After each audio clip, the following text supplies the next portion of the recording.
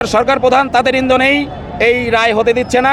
মেধার কোনো কিচ্ছু নাই, এখন তারা কোটার মধ্যে যেতে যাচ্ছে। সজীব ওয়াজেদ আসিফ, ওনার যে মুভমেন্ট, ওনার বডি ল্যাঙ্গুয়েজ, কথাবার্তা, সবসময় মনে হয় যে উনি একটা স্বৈরতন্ত্র ভাবের মধ্যে আছেন। রাজপথে তারা রাজনৈতিক দল গঠন করেও তারা রাজপথে প্রতিনিধিত্ব করছেন। আমরা চাই বর্তমান সরকার থেকে ছাত্র সংগঠনের যে প্রতিনিধি আছেন তারা অবিলম্বে পদত্যাগ করুক।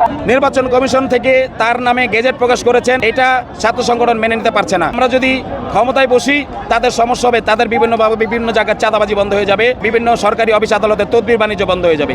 এই কারণে তারা গড়িমসি করছে। সরকার প্রধান তাদের ইন্ধনেই এই রায় হতে দিচ্ছে না। অবশ্যই ইন্ধন আছে, ওই সরকার যারা সরকার দলের ভিতরে আছে ইন্ধন আছে, এর ভিতরে এরা চিন্তা চায় যদি আসারকে দিয়ে দেয়, ঢাকা সিটি যদি নিয়ন্ত্রণে নিয়ে নেয় তাহলে ওই হারা ডরায়। আসলে তো এই নিয়ন্ত্রণে না, যতদিন পাইব ততদিন বইব চালাইব, তারপরে আবার যে বাদ হয়ে যাবো, আবার হ্যাঁ আরেকজন আইব, নির্বাচন দিব, নির্বাচন পরে যে পাইব আইব। যে 200-300 লোক নিয়ে কিছু লোক তারা তাদের দাবি আদায় করছে, আর আমরা বৃষ্টিতে ভিজেছি। আপনারা দেখেন না আমরা আশেপাশে কতজন আমরা এখন এখানে আছি। এই আসিফ মাহমুদ, তার বয়স কত? তার তো বয়স যেটা তার এই উপদেষ্টা হয়েছে, এখানে তার বয়সের তার তর্ম ছিল। শুরু করেছিল কি মেধা না কোটা, তারা বলছে মেধা। এখন তো আপনারাই দেখতে পাচ্ছেন যে মেধার কোনো কিচ্ছু নাই, এখন তারা কোটার মধ্যে যেতে যাচ্ছে। বিগত 16-17টি বৎসর রাজপথে আন্দোলন করেছে, বহু লোক জীবন দিচ্ছে, তাহলে কেন গণতন্ত্রকে ব্যাহত করে আমরা প্রশাসক দিয়ে দেশ বা সিটি কর্পোরেশনের চালাবো?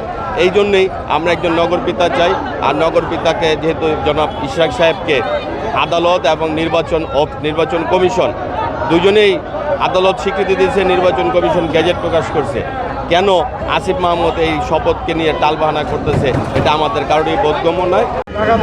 আমাদের দাবি না আদায় পর্যন্ত আমরা এখান থেকে কেউ ঘরে ফিরবো না। যে এইটি একটা গভীর ষড়যন্ত্র মনে হচ্ছে। সজীব ওয়াজেদ আসিফ, ওনার যে মুভমেন্ট, ওনার বডি ল্যাঙ্গুয়েজ, কথাবার্তা, সবসময় মনে হয় যে উনি একটা স্বৈরতন্ত্র ভাবের মধ্যে আছেন। ওনাকে যখন উপদেষ্টা পরিষদে নেওয়া হয়েছে, আমরা এখনও ওনার প্রতি সম্মান রেখে বলতে চাই যে আপনি এমন কোনো কাজ করবেন না যেটি আপনি যেখানে শপথ নিয়েছেন সেই শপথটা আপনি ভঙ্গ করেন। আপনি শপথ নেওয়ার সময় বলেছিলেন অনুরাগ এবং বিরাগের বশবর্তী আমি কোনো কাজ করব না, সেটা কিন্তু আপনি বারবার করছেন। আন্দোলন আপনি দেখেছেন, আন্দোলন কত প্রকার কী আপনি জানেন না, সেই বয়স আপনার হয় নাই। তারা ছাত্র আন্দোলন করেছে, তাদের সাথে আমরা বিএনপি, ছাত্র দল, যুব দল, স্বেচ্ছাসেবক দল, শ্রমিক দল, আমরা তাদের সাথে যোগ দিয়েছিলাম।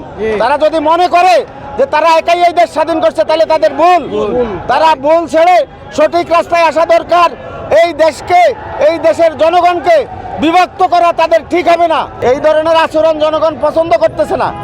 জনগণ মনে করতেছে যে তারা আগে যা ছিল এখন তারা সেই রাস্তায় নেই, তারা সঠিক রাস্তা থেকে রাস্তাচ্যুত হয়েছে, স্থানচ্যুত হয়েছে।